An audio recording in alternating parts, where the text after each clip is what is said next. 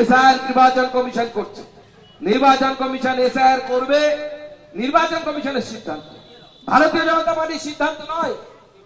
এবং কেন এসআইআর করা দরকার? এখন ম্যাপিং হচ্ছে। ম্যাপিং মানে কি? 2002-এ কাদের নাম আছে আর 2024-এ যে লাস্ট ভোটার লিস্ট বা বর্তমান যে ভোটার লিস্ট, তার মধ্যে কতজনের সাথে কতজনের নামের মিল আছে, কতজনের সাথে নামের মিল আছে।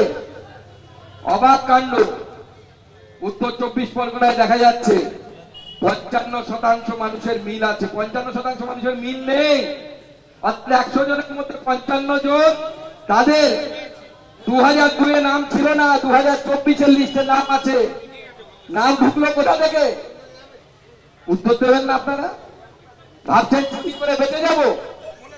পরিষ্কার বলে দিচ্ছি, যারা বাংলাদেশ থেকে আসা মুসলিম অনুপ্রবেশকারী তাদের নাম বাদ যাবে, কোনো বাপের বেটার ক্ষমতা নেই। এসআইআর নির্বাচন কমিশন করছে, এসআইআর নির্বাচন কমিশন সুপ্রিম কোর্টে পরিষ্কার বলে দিয়েছে এসআইআর হবে, এসআইআর হবে।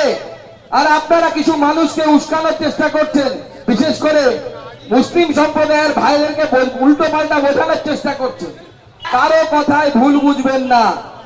কাক চিল কান নিয়ে গেল আপনার, আর আপনি চিলের পেছনে দৌড়তে থাকলেন, এটা বুদ্ধিমান মানুষের চিহ্ন নয়। সুকান্ত মজুমদার কি বলেছিল? সুকান্ত মজুমদার বলেছিল এসআইআর করতে এসে প্রোটেস্ট করতে গেলে হলে প্রোটেস্ট করলে সিআইএসএফ সিআরপিএফ দিয়ে গুলি করে মারবো, এই কথা তো বলেছিল। সেই প্রসঙ্গে আমার কথা, তো এসআইআর করতে এসে নাম বৈধ ভোটারদের নাম কেটে ও সিআইএসএফ আর সিআরপিএফ নিয়ে শ্রীরামপুরের একটা মানুষকে গুলি করে মারুক না, সুকান্ত মজুমদারকে ঘর ফিরে যেতে হবে না। আবার বলছি, থেকে নাম কেটে দিয়ে ও সিআইএসএফ সিআরপিএফ নিয়ে এসে শ্রীরামপুর পার্লামেন্টে একটা মানুষকে গুলি করে মারুক, সুকান্ত মজুমদারকে বাড়ি ফিরে যেতে দেব না। 2014 থেকে তো ওরাই হাতে রয়েছে, ওদের হাতেই তো ইলেকশন কমিশন রয়েছে। করেছে কারা? বিএসএফ সিআইএসএফ কার হাতে থাকে? অমিত শাহর হাতে।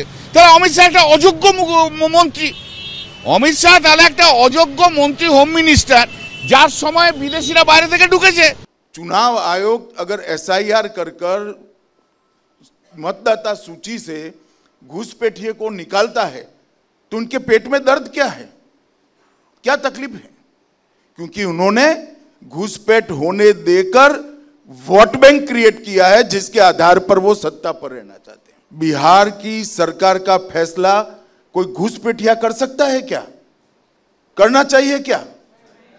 हमारे लोकतंत्र की मूल बात हमारा चुनाव है, और चुनाव के अंदर मूल इकाई मतदाता सूची और मतदाता है।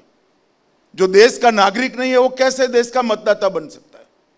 हमारे देश का मुख्यमंत्री कौन, राज्य का मुख्यमंत्री कौन हो, देश का प्रधानमंत्री कौन हो, वो विदेशी नागरिक तय करेंगे क्या?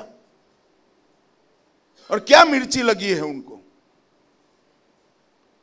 चुनाव आयोग अगर एसआईआर कर मतदाता सूची से घुसपैठिए को निकालता है तो उनके पेट में दर्द क्या है, क्या तकलीफ है? क्योंकि उन्होंने घुसपैठ होने देकर वोट बैंक क्रिएट किया है, जिसके आधार पर वो सत्ता पर रहना चाहते हैं। और हम as a Bharatiya Janata party चुनाव आयोग के इस फैसले का स्वागत करते हैं कि पूरे देश में एसआईआर होना चाहिए और चुन कर घुसपैठियों को डिलीट करना। अब आसाम में रुका हुआ है क्योंकि वहां पर भारतीय जनता पार्टी की सरकार आई है। मैं तो बंगाल के मतदाताओं को भी कहना चाहता हूं,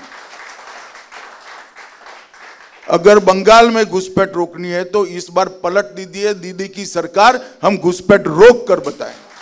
ममता दीदी तो कह रही हैं कि हम एसआईआर होने ही नहीं देंगे वहां पर। वो तो कहेगी, वो तो संविधान से ऊपर के लोग हैं, वो संविधान के ऊपर जीते हैं भाई, हम तो संविधान के 4 कोने में जीने वाले लोग हैं। তো অমিত শাহ কখন কি বলে নিজেই হয়তো জানে না বা ভুলে যায়। উনি নিজে বলেন কথায় কথায়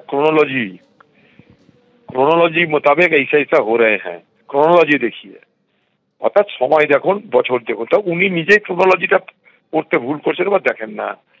উনি এনআরসি আইন আনলেন, সিএএ আইন আনলেন, আমাদের দেশ থেকে সমস্ত অবৈধদের বাংলাদেশে পাঠাবে বা পাকিস্তানে পাঠাবে, আর ওখানে যারা অত্যাচারিত ধর্মীয় কারণে তাদেরকে সবকে ভারতবর্ষে জায়গা দিবে। আচ্ছা বলুন তো, কত বছর পার হয়ে গেল, 5-6 বছর পার হয়ে গেল, কোনো তথ্য দিতে পারবে?